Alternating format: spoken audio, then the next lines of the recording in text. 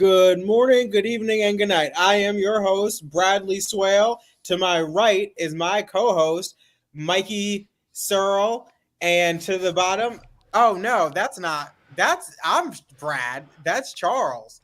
Okay, so I am Charles Blain, your host today. Like I said, to my right or left, depending on how you're watching this, is our co-host, Mikey Searle. And at the bottom, we have Bradley Swail. How are you guys doing today? No one cares. The only person that calls me Mikey is my mom. Ooh, now it's us too. You told us. welcome to adulthood. You're Mikey now. That's cool. Mikey likes it. Mikey likes it. Well, I want to be like Mike. We have a lot to talk about because we are less than 2 weeks away from Election Day. That means we will be electing people. And there's a lot going on today here in Texas. Up by you guys, you've got Trump and Cruz. Down by me, we've got Kamala and Beyonce and Willie Nelson and Colin Allred. And it's a crazy day in politics. Crazy day in politics. So Kamala, she has Bay and Nelson, right? And Beyonce's mom. Who the fuck cares about that? One. Two, Trump's going on Rogan. Now, I don't know. Beyonce and Willie Nelson, they're kind of big, I guess. Bye, Charles. They're kind of big, but it seems like Joe Rogan is probably a bigger pull. I don't know about that. What did you Beyonce just say? Versus Joe Rogan, I'm pretty sure Beyonce's a bigger. All she's gonna get is all she's gonna get from this is just like some clips on like CNBC and MSNBC and like some Twitter like videos. Sure, correct. Rogan's going to give Trump access to tens of millions of people. They're going to get long form conversation. I agree kind of with what you're saying, Brad, but I wouldn't diminish the Kamala Beyonce concert rally that they're doing, because here's the dynamic in the race right now. The Democrats have a bunch of uncommitted voters, meaning young people who would typically vote for them that may not be turning out because it's Israel, Gaza, or whatever they're mad about with Kamala. And Beyonce helps energize that crowd. The other part of the election is persuading independents, the people in the center. And I think Rogan's podcast has some of those folks that watch. So I think they're both good strategies. Which one's better? I don't know, but there is a reason for both. Well, here's my thing is, I think when you look, if you take supporters of the two, I think more Joe Rogan supporters are automatically voting for Donald Trump. They're already in that camp because they are listening to Joe Rogan, who offers that alternative perspective that is often championed by conservatives. Whereas Beyonce, yes, she's been outwardly Democratic. Her music isn't inherently Democratic, and I think she reaches a wider breadth of people. Now, granted, is her performing at this thing going to get people to go vote? I mean, some people, yes, but not like a large number, probably not. But I would equate that with the number of people who are going to listen to Joe Rogan's podcast and say, I'm going to go vote for Trump now that I listened to this 75-hour podcast. I wouldn't be surprised if there's a significant amount of people who listen to Rogan who are voting libertarian, not voting at all, or like, I can't vote for Trump, even though RFK is telling me to. That if Trump performs, if he's able to show the human side of him, as he's been doing with a lot of these recent podcasts, I think he's going to persuade, if he's able to do that.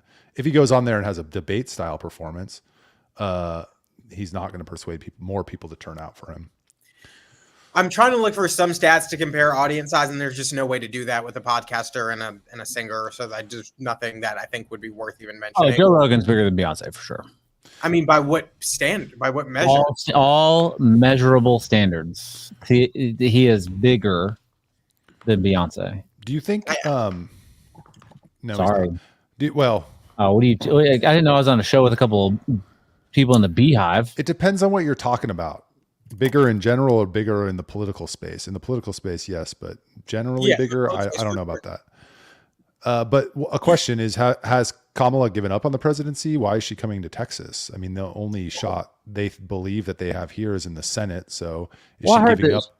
I heard that she was trying to help Allred. Yeah. But shouldn't she be helping herself?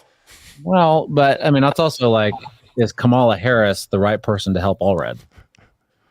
And okay, so I don't know. I still don't know what we're using by bigger, but the only thing that they are both on that I can get comparable is Spotify monthly listeners, and Beyonce's is 54 million and Joe Rogan's is 14.5 million.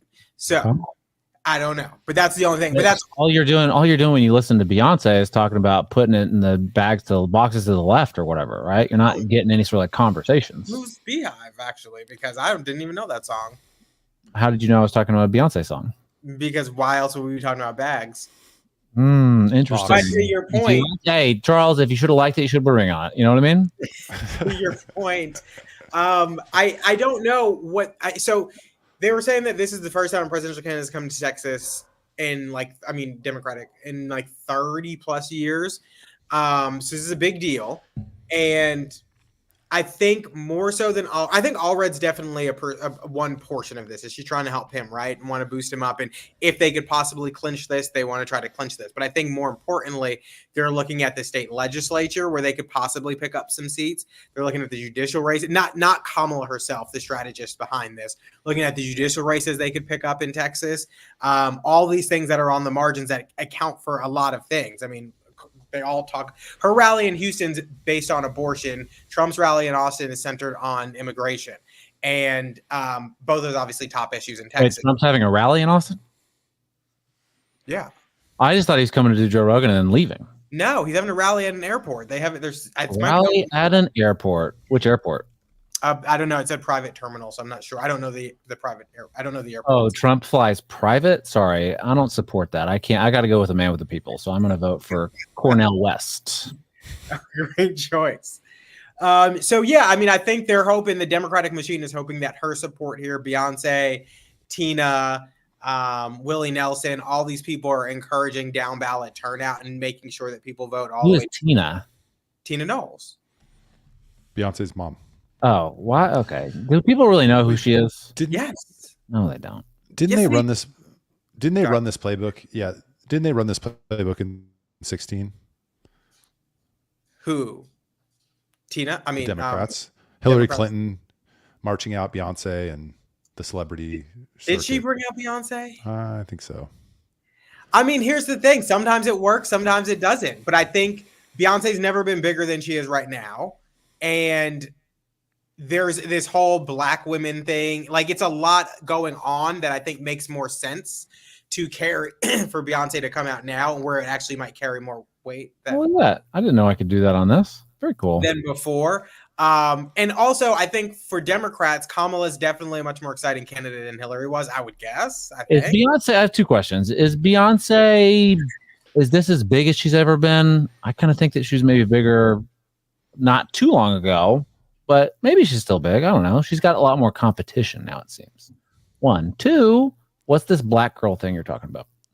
I'm talking about you have the first black woman nominee of a major party why isn't she Indian? I don't get it. The point is, you need to say the N-word. The point is that you have a black woman supporting a black woman, and that's what they're trying to build on. And I'm sure that's going to be mentioned tonight. And I do think she's bigger than she's ever been. She's in the middle of she's 2 out of 3 of a trilogy album out. So everybody's expecting the third one. She just came off of like one of the highest grossing tours. She had a movie in movie theaters that was sold out. She's got this movie. Her movie, her movie that it was like one of those Kim Kardashian joints. It was her tour turned into a movie, and then it was. You know who's bigger than they've ever been? Who? Lizzo. So I want to actually not true because she lost a lot of weight because she stopped being vegan. I want to actually because we're talking about podcast appearances and Trump going on all these different podcasts and sort of like showing the human element, right? And Theo Vaughn, I think we talked about it when Trump did Theo Vaughn. JD Vance went on Theo Vaughn's podcast. Theo Vaughn is a podcaster. I'm not sure if I don't care about him or if I like him. I haven't quite decided yet. But JD Vance went on his podcast, and I'm just going to show this. People have probably seen it by now, but I'm showing it anyway because it's just a short clip. And it's I think it's kind of cool how he's interviewing these people and just being very open and just sort of like talking like normal people. I don't know if I'd be sober if this stuff weren't killing people, to be honest with you. I know that's sad to say, but that keeps me out of the risk of it. It just makes it too Makes it a little scarier. Yeah, that's the thing. It makes it scarier. Yeah. But it's also sad that somebody, I mean, this is ridiculous to say, probably, that somebody can't, you can't even do cocaine in this country anymore, and that's like a crazy thing to say. Don't say that. Don't say that. I said it. But yeah. But don't say that anymore. I'm gonna steal that line. That's gonna. Yeah. You don't know if you like Theo Vaughn? Huh? You don't know if you like Theo Vaughn? I don't know if I'm indifferent or if I like him. I'm on the cusp. I'm a big fan. Y'all need to stop talking at the same time. I'm a big fan, and his recent podcast with Gabor Mate, he breaks down in tears about the kids in Palestine who, not because they're being bombed, but because they are thinking, I'm so awful, somebody wants to bomb me. Who breaks down in tears? Theo Vaughn. Oh. Thinking about a kid in the Middle East who's like, I'm so horrible, people want to kill me. And what that does to a kid's psyche long term. But you really know how to bring down the energy of a show. But Charles, you and I talked on the phone the other day, and you'd mentioned that Trump's recent podcast appearances. Because we were busy. Yeah, we're getting stuff done. Charles, you mentioned that Trump's recent podcast appearances are having an effect on your perception of him. Would you like to share? Honestly, you're gonna have to remind me of what I said. You said they make you like him more. Oh, yeah. On a personal level, yes. So thank you, because I had no idea what the hell you were talking about. But yes, I did say that. So, with him, I have obviously seen all the news coverage and all the media interviews and all that stuff. But what his interviews on these podcasts have shown, or the clips I've seen, I haven't sat down and watched any full one of them. But it's shown such a different light of him that it makes me like him more as an individual, like as a human being, because he is fun. He's like very funny, and he's very grandpa-y. And I think part of what we were saying in the conversation, or what I was saying, was that with the people who hate him so much, even those people on Twitter and stuff are having to give in to some of those things. And they're saying like, oh, like I hate him, but he is really funny, because you're seeing this whole other side that we didn't really get to see on full display. We would catch glimpses of it, and the way it was framed in the media was different.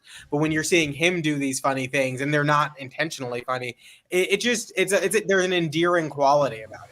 Charles, are you saying that you believed the media framing of Donald Trump before? That's totally blows me away. I would have never guessed. Not what I'm saying. What I'm saying is that really surprising. He is doing a good job of showing another side of himself that he had not previously shown. And I believe it started during the RNC when his granddaughter came out and spoke to kind of humanize him a bit. It seems as though that has really, they must have saw something there and said, let's do more of this. And it seems to be working. For not just me, for a lot of people who weren't even going to vote for him.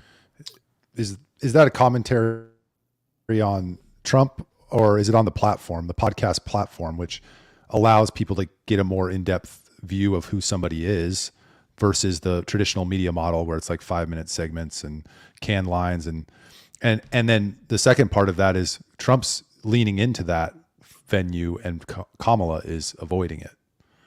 Well, is she though? She went on a Call Her Daddy, which is incredibly popular. Which I don't know what it compares to when you compare it to Rogan, but I think it's up there. I think it's like the most downloaded podcast in the world, if I'm not mistaken.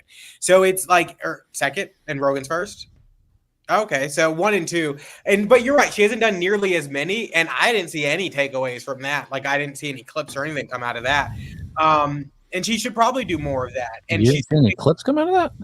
No. There was all like talking about the abortion clip was on fire for like I don't think I saw that days.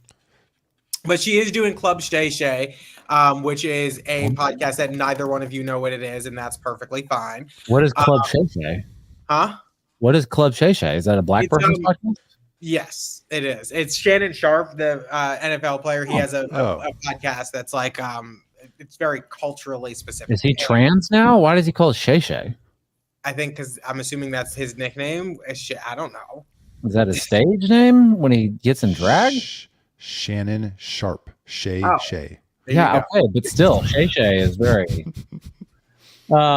So she is going to be on Club Shay Shay, which is interesting. And what I find interesting is, I'll say this. Hopefully, Brad, could you try to look this up as I'm talking about this? There's a new ad that Kamala had out a couple days ago, and it was a pop the balloon ad, and this guy was presenting himself to 3 women, and they popped the balloon because they didn't want to be with him. And everybody and this is the thing, this is what frustrates me a lot of times about conservatives, is they miss the cultural mark. So yes, Trump's on Rogan. I think that's very cultural. I think that's very important. Club Shay Shay, they're probably going to downplay it, but it's actually a quite popular podcast among the Black community. And then with that specific ad, I saw a bunch of conservatives being like, this is so stupid. How, like, they're saying that he wouldn't get a date because he's because I forgot what he said. He doesn't have a plan to vote is the problem. And did you find it?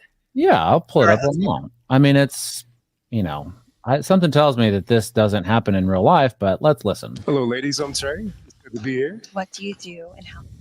Work in finance, making 6 figures. How tall are you? 6'5". Do you have a plan to vote in November? Nah, not my thing. Okay, so you guys are familiar with this format, correct? Hello, ladies. I'm Trey. It's good to be here. What do you do and how? Real quick. I work in finance, making 6 figures. How tall are you? 6'5". Do you have a plan to vote in November? Nah, not my thing. Okay. I don't know. I mean, Charles, I would say maybe the one on the left, she's cute. Okay, do you understand? I think he's dodging a bullet. Do you get where, like, do you get that?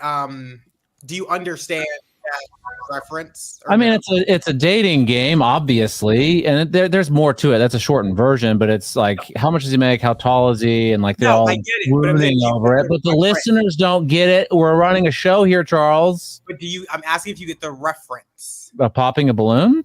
No. Okay, you don't. Michael, do you? No. There's a wildly popular YouTube show called Pop the Balloon or Find Love, also very popular in the Black community. And you see these clips. If you're on Black Twitter, you see them a lot on Twitter. And it's these guys, they'll come in and, or a girl will come in with a group of guys and they present themselves, and then you pop the balloon, and whoever's left standing, you usually go on a date. And so it went over a lot of conservatives' head because they don't recognize how cultural, they don't recognize the cultural significance of that show, but it's wildly popular. And so that's the stuff that we miss, that we discount, but it's actually important to some people. Now, I hope there's no one out there who's going to see that ad and then go vote because of it. But there might be, and there probably are. Honestly, the hostess is probably the hottest one, for sure. 100%. Well, we don't see. Okay, I was gonna say we don't see the others anymore, but okay. Well, you saw the other ones already, and I wasn't paying attention as I was doing it. I just saw that. I've seen the thing already. But anyway, the show is called Pop the Balloon or Find Love, and it's they get about 1.5 million, 2 million views per episode when they upload it on YouTube. It's quite interesting. So I guess that to sum it up, alternative media is where it's at. Well, speaking of alternative media, and we're talking about podcasts and stuff like that, I know that, Charles, you're a big fan of Tucker Carlson. On his recent podcast, he asked a very interesting question, and I just thought we would watch it real quick, and maybe, I don't know, like it could spark a discussion, or it can't, it doesn't have to be, but I just thought it would be fun to maybe listen to this, because it's an interesting question. Or like Tim Walz is very obviously gay. I look at him and I'm like, well, you're gay. And I'm sure I'll be attacked for saying that. Maybe he's not gay, but he certainly seems gay. Right. And you immediately say, where's your evidence? I don't have any evidence. I'm just saying the guy looks super, super gay to me. But they're the ones always running on being like, it's great to be gay. Okay, if it's great to be gay, then why is it an attack on him for me to say that?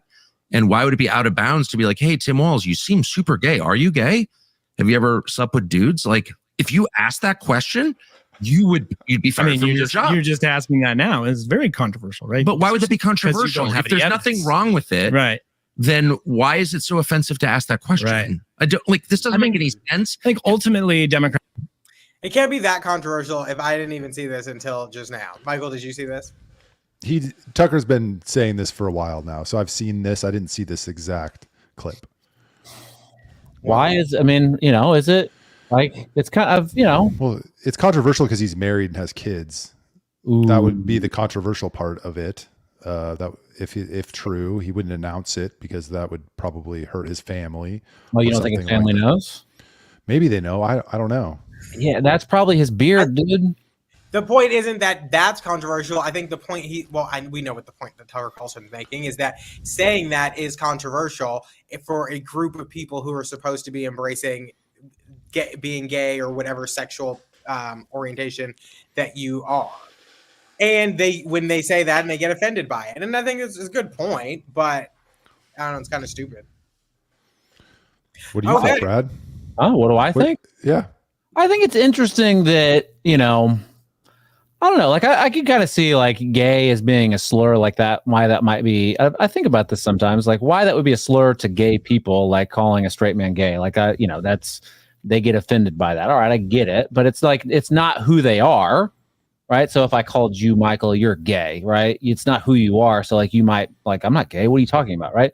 And would it work the same way for gay people? Like, you fucking straight dude. Like, I don't know. Like I feel like there's probably a similar slur in the gay community. No. But if you call someone, I don't think there is. But I think it's the same thing that if you call someone like the R word, what's the R word? You know what the R word is. Retarded? Yes. Okay. Take offense to it, and it's not. I mean, yes, in that moment, it's used in an offensive way, but it's not an offensive word in and of itself, right? Like if there's a definition for it, and even though we don't use it anymore because we have other words to use, people still get offended when you say it, if you say it towards someone. Okay. Interesting. Well, whatever. Stop being so sensitive. You know what I mean?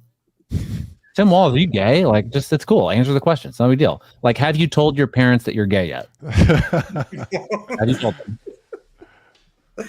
Okay.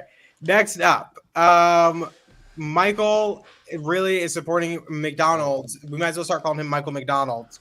Amid an E. coli outbreak that has rendered 20% of McDonald's in the U.S. to have to remove their quarter pounders from the menu, and has sickened 49 people in 10 states, with one person dying. So, Michael, why are you supporting McDonald's all of a sudden? Well, first and foremost, I haven't had McDonald's in probably 15 years. So if you've had it more recently than me, you're supporting it more than I am. Second, the only thing I tweeted about it was somebody commented that Trump said he was going to bring back tallow fries because the seed oils, Kennedy told him that the seed oils are really bad for you. I don't know if that's true or not, if he actually said that, but I support the idea of bringing back tallow and frying the French fries in tallow like they used to do in the good old days. And if they do that, I will break my McDonald's spell and I will go to McDonald's and I will get French fries only. I will not eat any of that other crap, but I don't think it's me that's the one supporting McDonald's. Brad's got it in his background. I have Donald's in my background. 1, 2. I haven't had McDonald's or similar fast food chain food since I was at the very oldest, 14 years old. So go fuck yourself. Wow. Yeah, I haven't had it since I was 7. So. That's not true. You eat like you go to fucking that shit all the time. You probably don't eat it all the time. Yeah, you do. I know, honestly, specifically McDonald's, I've not had in a very long time. I've had, like burgers from a burger place, but McDonald's in and of itself, I haven't had that in a very long time. Yeah. So I found my tweet that you're referring to. It just says, bring back the tallow, maha. Yeah. That's all it says. Okay. But here's the thing. 1, McDonald's is still bad. 2, there was I have to see if I can find it, but there was a argument that the reason McDonald's left using tallow wasn't so much that it was cheaper or big oil or this. It was that they got sued because they were saying that like the fries were vegetarian when they weren't because they were using beef tallow. You would think that they would just change the name then, say that it's not vegetarian. Or they need to. You also, I mean, seed oils are way cheaper. Yeah. Sure. But here's the thing. Even if you do get rid of lay it on us, Charles. Come on. Even if you do that, if McDonald's is still not good for you, and there are plenty of places that do use tallow, and I found there are not plenty of places that use tallow. Yeah, there are. No, there's not plenty. Name one. There's a handful. There's not plenty. There's plenty. Just because they're not chains doesn't mean they're not plentiful. There is not plenty. There's a 0% chance that anyone. You have a list of maybe 5 restaurants, and you think that's plenty. It's not plenty. Yeah. Popeyes still uses it. No, Popeyes. 0% chance Popeye uses tallow in any sort of significant amount. As of 2023, 4 fast food chains that don't serve vegetarian French fries. Popeyes, They do not use beef tallow. I don't believe you. Smash Burger. There's like one Popeyes in the Hollywood Hills that uses tallow. Anyway, the point is that I just don't understand. My bigger point, I know I'm making a joke about Michael, but my bigger point is that all of a sudden Robert Kennedy is supportive of McDonald's, Mr. Let's eat healthy and not take PEDs and this and that. Is he supportive of it? He was supporting it. Supporting what? He's supporting Trump. He's supporting Trump going to McDonald's and being a man of the people. Here's his Twitter. Fast food is part of American culture. But that doesn't mean it has to be unhealthy and we can't make better choices. Did you know McDonald's blah, blah, blah, blah, blah. People who enjoy blah, blah, blah, blah, blah. You're saying that he supports McDonald's. Where does he part about beef tallow? That's just the part about beef tallow. Okay.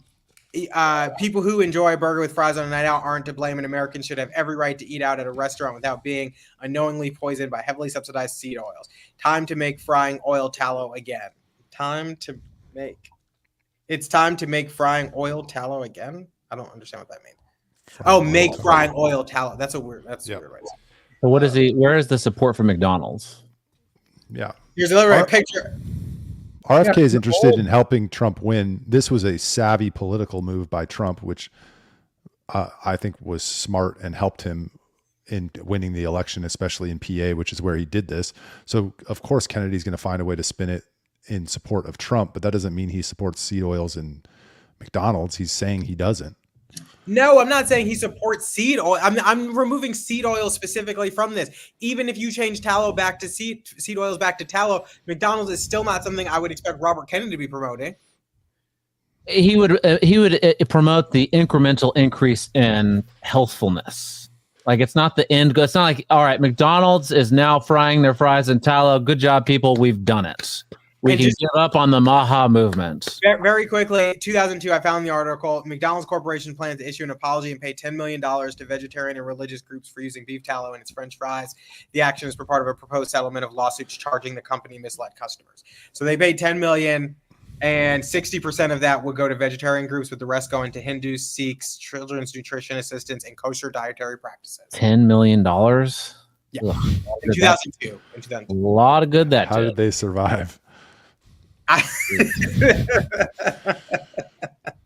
Yeah, I mean, I think, well, we don't need to get into the health food policy of what Kennedy envisions for a Trump administration, but I think he would say what we're going to do is we're going to reorient the subsidy, what we subsidize towards supporting farmers who do healthy food options. And eventually, if you change the market incentives and you change the government incentives, eventually the healthy foods, if you make them cheaper, will end up in places like McDonald's. But that's a long-term play.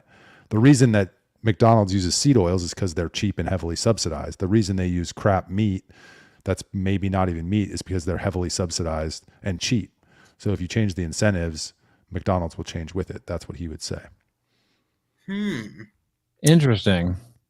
Although this chain is known for their fried chickens, it turned out that Popeyes uses beef tallow to fry their French fries, and in fact, everything, including their house browns.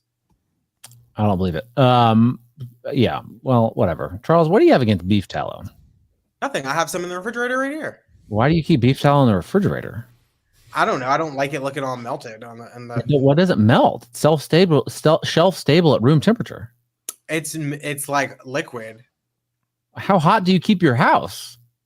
Not hot at all. Yeah, that's weird. You should check your AC. Your beef tallow is not liquid? No, it's not. What are you talking about? Why would it be? It's shelf stable, solid at room temperature. Nobody's saying it's not stable. It's just and your room temperature is way too high. Why do you have do you just turn on the oven and open the door? So our next topic is what? American Airlines cracking down on gate lice. What is gate lice? Gate lice, the people who hang around the gate. Oh, I didn't know that. Like when I've never heard that term before. So you know when you're about to board and you're in boarding So group you're one. getting so they're cracking down on you. No, because I actually board with my boarding group. Which is first class only, am I right? So you know when you have boarding group 1, 2, 3, whatever, and you're there and so you see someone in front of you and you're looking and they scan themselves in and they were actually boarding group 5. Well, that's what they're cracking down on, because this is a problem. And it's a problem that I have been very upset about for a very long time. And I'm so glad that they're cracking down on this. And the way that they're doing this is they're having machines that automatically reject your boarding pass when you try to board with a group that is not yours. And you will be called out and sent to the back. Thankfully. That sounds like it's more of a pain. Like that might make it worse. How? Well, because all right, there's still going to be people that try to. I mean, maybe it's just going to make it worse for the first like few weeks as people get used to it. But you go up there, you scan your boarding pass, and then like, no, I'm supposed. And then they argue with you, and it just takes more time. And you got to go back to the line. Maybe try to cut again. I think in the long run, maybe that's how it'll fix. But it seems like it says the program will not let your boarding pass scan. Like you will get rejected until your group is called. So even if I'm sure there's an override of some sort, but if they wanted to, they probably couldn't in a quick sense without overriding it. And I think once you see the first, second, or third person shamed, you're probably gonna be like, well, let me just go in my boarding group and not get up there. Cause that's embarrassing. Yeah. Is it going to be popular with the public, or you think it's going to be unpopular? Unpopular. Oof. Because people don't want to board with their group. So, and here's the reason. Everybody has different reasons why they like to board when they like to board. I personally like to board because I don't check bags ever. I avoid it at all costs. And so, in order to get storage space, you've got to get at least in the first 3 groups. And 3's pushing it. 3.5. Like if you're in the half of that third group, the back half, you might not get that storage space above. And so I need to get in there early so I can get my luggage, and it's not 5 rows behind me, so that when I'm deboarding, now it's awkward because my luggage is all the way back there. I know you're trying to say something, Michael. I've got a comment for that, but go on, Michael. Go. Oh, I was just gonna say public shaming is a good strategy for sure. But if we bring this to the individual, I'm typically at an airport, I have headphones on. Typically I'm listening to something and I just walk up and board whenever I feel like it, whether it's my time or not. So I am probably gate lice, and, but I will say I miss the old days of airports when the person at the desk would see me and she'd be like, or they would be like, do you want an exit row? You're tall. Because you don't fit in. They don't do that anymore. Now I've got to pay like $78 extra to get the exit row, and it's bullshit. It's discriminatory against tall people, and I should get to board early just because of that. Well, okay, 2 things. One, no one is saying for Michael, do you want the exit row because you're too tall? Actually, it's because he's fat. 1, 2, Charles, why I've never once had a problem ever once. I try not to check bags too. Finding overhead compartment room for my bags. How many bags are you taking? No, I don't. There's no seldom checking. I don't check bags. That's great. I don't care, but still, like that's never. I usually have like my 40-liter camping bag and then my book bag. Oh my god. Yeah, that you don't have you don't need to worry about it. You don't have enough bags for that to be a problem.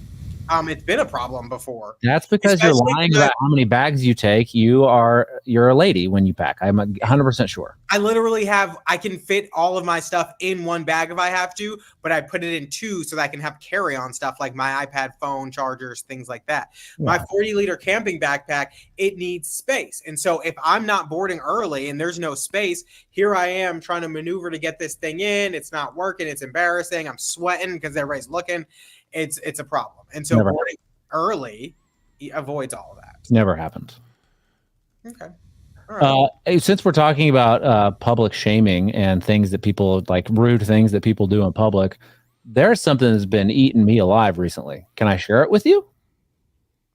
Sure. You must. Oh, thanks, guys. So I've been doing a lot of saunaing lately, right? Getting in the sauna at the gym. Try to do it a couple days a week, half an hour each time. Pretty good time, right, Michael? Yep. Okay, thank you. And people will get in there and they will like take phone calls. They'll have conversations. They'll answer their phone. it just bugs the fuck out of me. Like this is a sacred space. This is a quiet space, right? Why are you even bringing your phone into the sauna anyway? It's 180, 190, 200 degrees, and you're just burning those chips up. What are you doing? Stop using your phone and having conversations about parties on the weekend in the sauna. Sit there and be quiet. Do you say anything to them, or you just go on your podcast and complain? I go on my podcast and complain because I follow the rules of not talking in the sauna. Okay, first of all, if people are talking in the sauna, tell them. Be like, listen, stop talking in the sauna. But second It's of not all, a rule though. Like it's an unspoken rule. It's not listed on the door. okay, Like, don't they have like hot rocks in the sauna? you want me to throw hot rocks at them? No, I wasn't finished. But do they have them? I mean, they're not necessary, but yes, they put them there for aesthetics. Okay, so then go and get a bunch of water and pour it on there until there's so much. No, it's an electric heating unit. You're not supposed to do that. Do it anyway. It's you want me to just burn down the building because people were talking in the then sauna? go find another sauna. You can buy them on Amazon. I'm not gonna. No, shut up, Charles. I'm correct. Michael, back me up here. You would hate it. Yeah. Yeah. I hate it. Thank you. Thank you. I appreciate it. You're such a rule follower. But yeah, There's people not talking in the rule. sauna. This is an unspoken rule. This is a rule. common courtesy. Yes, Yeah, common. Jesus, people. Common courtesy. Don't bring your cell phone into the freaking sauna and talk on it. Thank How you. dare you? This is What if they have ridiculous. important business calls? They I then don't don't go in the sauna. Yeah. What if they're waiting for a call from KLBJ? Step outside. Yes. The few times that I've been expecting a phone call or needed to see my phone, I prop my phone up on the wall outside of the sauna where I can see it through the glass door. And when someone calls, I exit and I answer the phone. Sounds like you were trying to take pictures of yourself in the sauna. If I wanted to take pictures of myself in the sauna, that's what I would do. But no, I don't bring my phone into the sauna because You're it's trying not. to take it through the door as you Well, were it'd be just, like scrolling Instagram while they're in the sauna. Like, your phone is going to die. And you're going to die if you keep talking in the fucking sauna. well, maybe not from you since you haven't said anything yet. So I doubt you're going to do anything about it. But maybe It's also, you know what? I'm just saying, people need to. This is a public service announcement. Speaking of, since we're on this topic, me and Mike were having this conversation before. Can you fight? What do you mean? Is that the conversation about me? Yes. What the fuck? Yes, I mean, yes, I can fight. Am I like I don't mean, what's your definition of can I fight? Like, am All right, I guess the answer is no, because I mean, if you're have I had boxing training a little bit? Can I get down on the jujitsu mat and like beat somebody? Probably not. it's okay. Why? What the fuck? No. I'm not letting this die. We'll pick it up later. Cheney. I have a strong punch. I have been trained on how to punch. I know how to do that. And I don't want to get into a fight. And I tell my son this all the time. Fighting is maybe necessary in some situations, but you don't want to do it because even someone that's worse than you can still have a good fight and beat you, and it fucking sucks. What is your point? Why are you talking about me like this, motherfucker? I was just curious, so I asked Michael. You asked Michael, hey, can Brad fight? No, we were talking about something else. I think I don't know. I can't remember Can why. you fight? Yeah. Doubt it. Michael? Again, I've been in enough fights to know that I can fight. I choose not to fight if I don't have to. yeah. Okay. Yeah. Sounds legit. But, Listen, I didn't have to give this whole explainer over what the definition of fighting was. well, if you just ask a random question, can you fight? A real fighter knows what that means. Yes or no.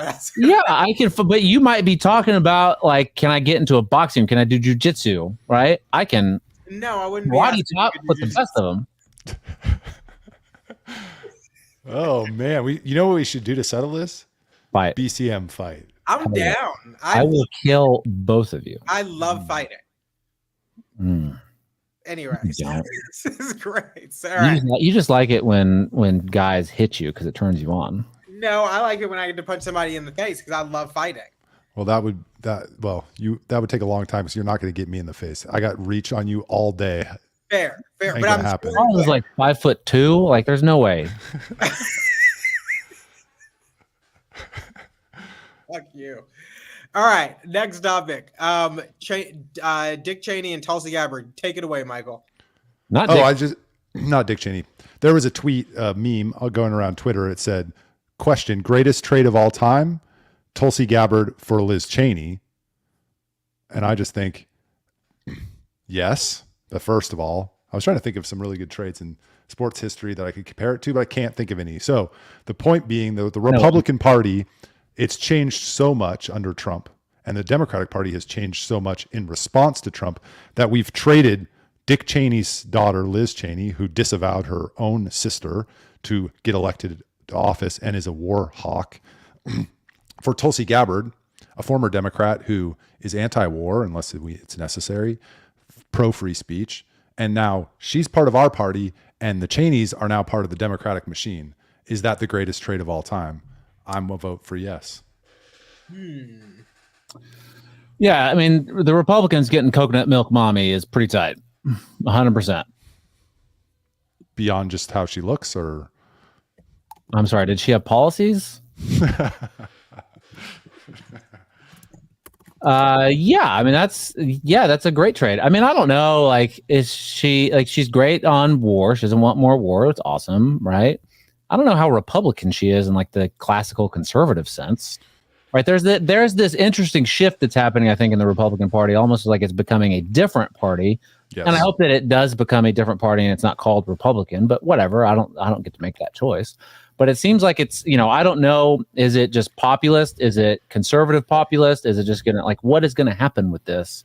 And I don't know, like, I would never choose Tulsi Gabbard to lead a conservative movement, but maybe a populist movement. What's that grin on your face? Yeah, I mean, she's good on the Second Amendment, and she's good on war, and she's good on deconstructing the administrative state. She's probably pro-abortion, but even that's changing during this election cycle, and will change even more going into the future. It'll change even more after you impregnate her. This could have been a fun joke, but you two are fucking sticks in the mud. But whatever. I think the greatest trade in history was when Bill Russell was traded to the Celtics for Ed McCauley and Cliff Hagan. There you go. I think the best trade in sports history was when Michael Jordan traded from the Chicago Bulls to the Chicago White Sox. When I Google greatest trade in history, what came up was George Soros' shorting of the British pound in the early 1990s. That's a pretty good trade. That was a good trade. I do think it's quite interesting. I mean, for sure, it's definitely worth taking. What's her name? Tulsi Gabbard, and giving up Liz Cheney at this point. I mean, what are we really getting? We got the most out of them, and at this point, if Tulsi's at least a little more or a little less combative about some of the conservative philosophies that the party is promoting, I'll take her. I'll take her over Tulsi.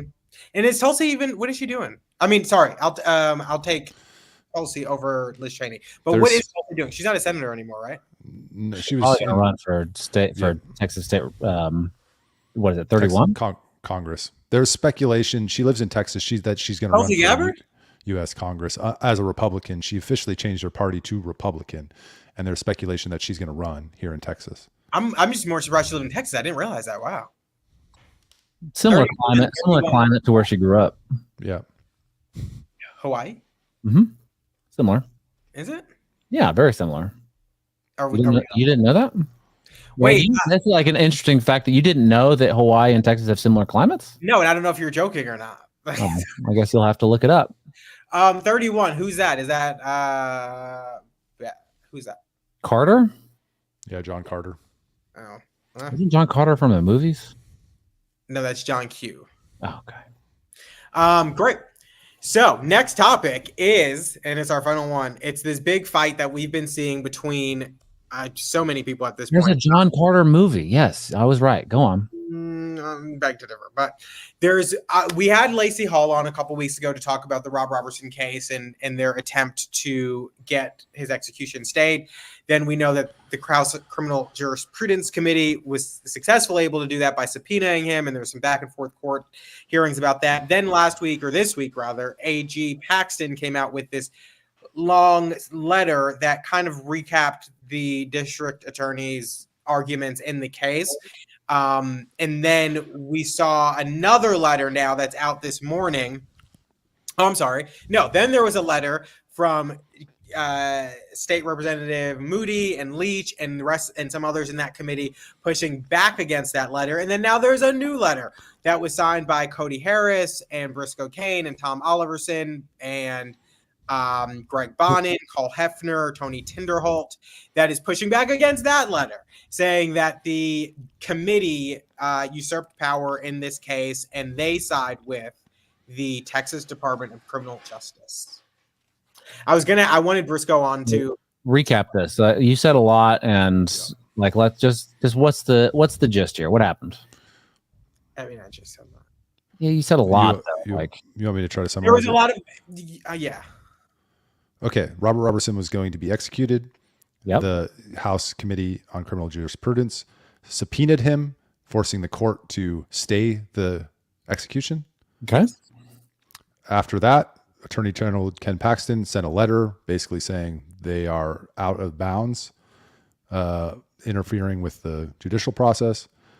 The House members sent a letter in response to AG Paxton saying, no, we're not. And then this morning, another group of Republicans in the House sent a letter saying, yes, you are. So it's a bunch of strongly worded letters. I love how this goes. This is super, super cool, guys. Well, what's frustrating is that there are good people on both sides of this fight. And I really wanted Briscoe on today because I wanted him to tell us about why he chose to sign this letter and what his feelings are. But I mean, well, I guess we know. Which letter did he sign? I'm going to see. Let it out. He's siding with AG Paxton, saying that the House Committee on Criminal Jurisprudence is out of bounds. What did they subpoenaed Robert Roberson? Yes. On what did they subpoena him for? To testify before the committee as a witness. Oh, so they need this witness alive. Okay, that makes sense. That's the play, was that they couldn't execute him because this committee needed him alive. And then there was some back and forth over whether he should do it in person or virtual. He ended up not testifying. If you could get Robert Roberson to testify on anything, what would you have him testify on? Can I ask a question? Be my guess. I mean, I guess it's fine. But what did the court actually say that it was the subpoena that was the reason that they were stopping the execution, or because of all the other arguments made by the members of the committee? From my understanding, it was the subpoena. They ruled that they, if I'm not mistaken, the court ruled that the subpoena would be, honored. And I think the AG's office essentially agreed, which is why there was the offer of allowing, in court, I mean, not in that separate letter, but the offer of allowing him to do it virtually, because that would still be honoring the subpoena in a sense. But they said they wanted him there in person. And so that was never set up. Do it virtually, like from the chair. What were they going to have him testify on? His case and why he is arguing he's innocent, but specifically on this junk science statute in Texas, which is kind of where they found him guilty. There's argument over is that where they found him guilty or where is it not? But essentially, they wanted him to talk about the shaken baby syndrome, whether or not that is what happened from his perspective. Shaken baby is that shaken baby syndrome? Is that junk science? Yeah, it's been disproven. It's disputed. Now we can shake our babies, Charles? That doesn't sound right. No. The well, hold on. Just let me just clarify for the listeners. Never shake a baby. And that is great advice. Don't do that. At the time of his arrest, at the time of his daughter's death, the shaken baby syndrome was obviously wildly popular. People knew about it. Medical professionals were trained to look for a series of symptoms, and if they saw those symptoms, immediately assume it was shaken baby syndrome. And that has been disproven. Those symptoms being directly linked to that has been disproven. And so he was convicted based on a number of things, but what included were the symptoms that the medical professionals found, assumed it was shaken baby syndrome, and then charged him with killing his child. Oof. All right. Well, and convicted him with a jury, right? Mm-hmm. Yep. And now the lead investigator and at least one of the people that sat on that jury are speaking out against his execution. It just sounds to me like we just need a new trial. And one of the people on the jury testified at this committee hearing saying, had they been given that information at the time of the trial, they probably would not have voted to execute him. I'm not sure why it's such a big deal to give the guy a new trial. Like again, if the lead investigator is saying like, guys, I think I messed this up, then that should be like enough to say, okay, well, maybe we'll do a new trial. Like, what's the harm in keeping him alive a little bit longer? Like, is it cost too much to keep this guy alive? Like, these guys, the state ledge spends money hand over fist on all sorts of things. Like, certainly they can just spend, I don't know, however much it is for the next couple of years to keep this guy alive and just get it right. Well, I think the point is the argument now is no longer necessarily about whether he's innocent or not. The argument has gotten, or even whether, maybe he's not innocent, but if he should be convicted for that reason, and then to have a new trial. The argument has turned into this kind of argument about, is the legislature stepping out of bounds and taking governor's responsibility, who's the only person who has the ability to stay in execution? Are they stepping into his role by doing that? Are they stepping into the court's role by intervening here after so many courts have not sided with Robert Roberson's appeals? That's what the conversation is now about. It has kind of transitioned into that. Yeah. The important thing is not if he's innocent or not. I mean, I think it is. Procedure is the important thing here, guys. Come on. Yeah, it's a little bit of a shit show. I think it's devolved into a political battle between, well, like you said, it's interesting to see who's on each side, but it's devolved into a political battle between the AG's office and the House members who are trying to stop this execution. And I think, like you said, Brad, as somebody who's worked on cases of clemency and or post-conviction release, like before their sentence is up, it's very odd to see a lead investigator testifying on behalf of the person that went to jail. So that fact alone should raise eyebrows for sure. As you're pointing out, Brad, that's a pretty significant development. Yeah, for sure. Yeah. Unbelievable. So thank Charles, you. Don't end the show. Why? Because I got something I want to ask. I want to ask about this. We're not going to talk about the dead bodies. Oh, I removed it from the final rundown, but we can. Okay. What dead Brad's bodies? got something. Brad's No, got go ahead, something. Brad. Dead bodies might be better than what I got. This is a tough competition here, guys. Don Lemon is having a real one, and I wanted to get you guys' take on it. Is that okay? Okay. Love to. All right, Don Lemon. He's looking fucking haggard. Did someone punch him? He's in the Black Eye Club. What the fuck is wrong with you, Charles? He definitely didn't get in a fight with Brad. What? What the fuck? You guys are weird. You guys are weird. Why did he look so bad? All right, Donovan. I got to tell you that this election is unlike any other election. Okay, election of our lifetime. This is not politics as usual. As we are finding out, as we're on the road, the people you think are going to vote for a certain candidate may not be, as evidence in this interview. Watch. Your feelings, and let me start with the women here about Kamala Harris. She's a woman of color. I'm not putting her down because of that, and I'm not putting her down because she's a woman. I'm not a feminist, so I'm sorry. But at the end of the day, I don't think that she has the personality. I don't think that she has what it takes to go up against Putin and go up against these other presidents that are built for this. I don't want to be scared because my president is scared. I want my president to feel secure and manly and about it. You brought up gender, right? Like, do you think it matters that she's a woman and people aren't comfortable having a woman in a top leadership role? No, I don't think that, because most men, they love their mothers. They love their wives. So as a woman, most men, they respect the woman, but she just don't have the qualification or the education to really run America, because she don't have the experience. She don't understand our struggles. And for me to believe you for another 4 years, you're crazy.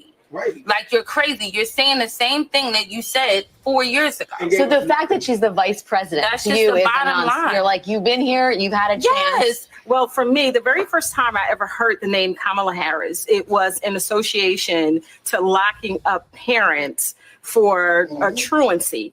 All right, it goes on like that. I just thought that was kind of interesting. We got a bar that looks like a barber shop. I don't know. Is it a barber shop? I think it's a hair salon. So it's a woman. Yeah. Okay, well, whatever. But no, you're right. I mean, it's knocking her for being a woman. That's where some of the most interesting conversations happens in barbershops and hair salons. That's why I go to them all the time. Looks like it.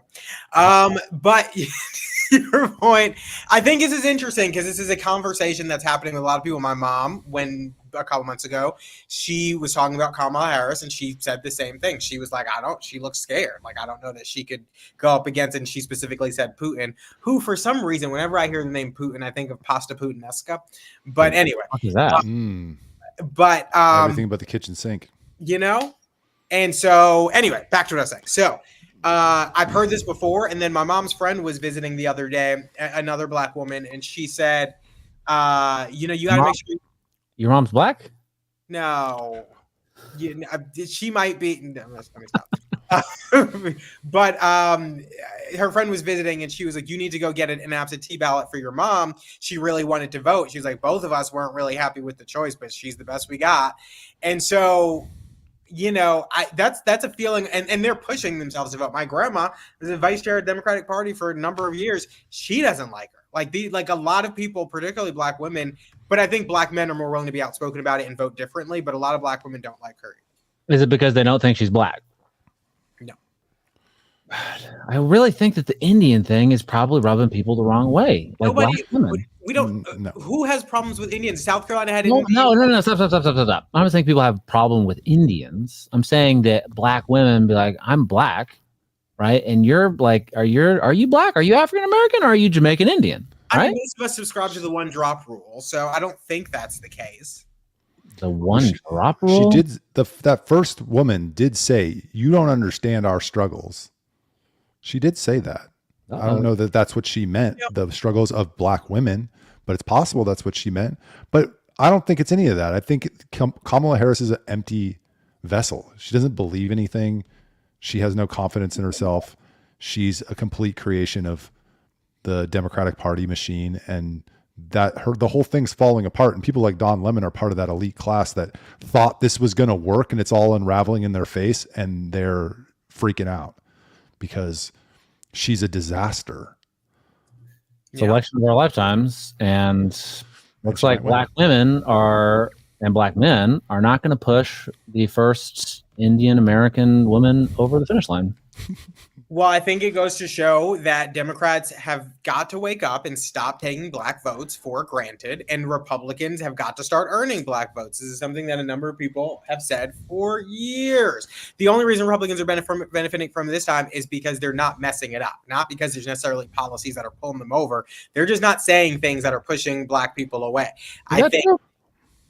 Sure, tell me. I feel like black people, if they're aware of it, and there's like of Donald Trump's First Step Act and the funding for HBCUs,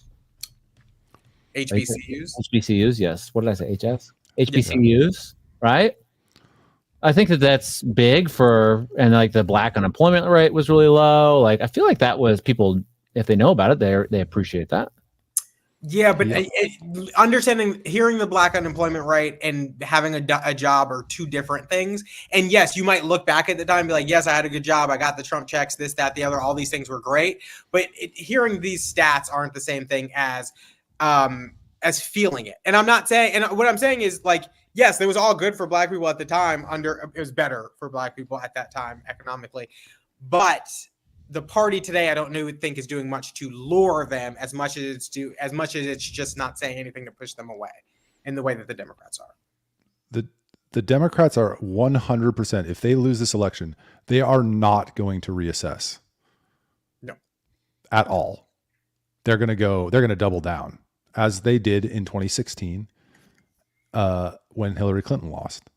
There's no way. My guess is it's going to be more of this shit. More of the hyperbole that nobody believes anymore. Trump is not Hitler. Nobody believes you. Stop saying it. Right. It's just it's patronizing, as Charles would say, patronizing as I would say. Patronizing. And I don't think that they're going to reassess. So how would I say? I don't know. You'd add an S somewhere where it doesn't belong. What? Because HSBCUs. Yeah. Oh, come on.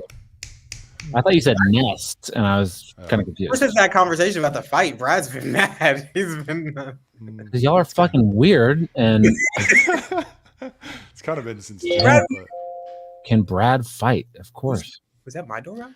No, that was my calendar notification. Calm down. Okay. Well, thank you for tuning into another episode of the BCM podcast. Sorry, just what show am I on? The BCM podcast. Let us know what you think. Please like, share with your friends, your family, your comrades. Tell us why Brad is the best one of the hosts. We're going to give it to him today since he's a little upset about that whole segment about fire. You're going to give it to me every day because everyone always says it, but fine. Thanks for tuning in. Let us know your thoughts. Retweet. You might get a hat. Might. We need to say it at the beginning of the show, but yeah. And tune in next week because we're going to be making our election predictions. Since I'm the host, you guys are going to bring your electoral maps, and we're going to be predicting who's going to win which states. I'll do my best. See ya.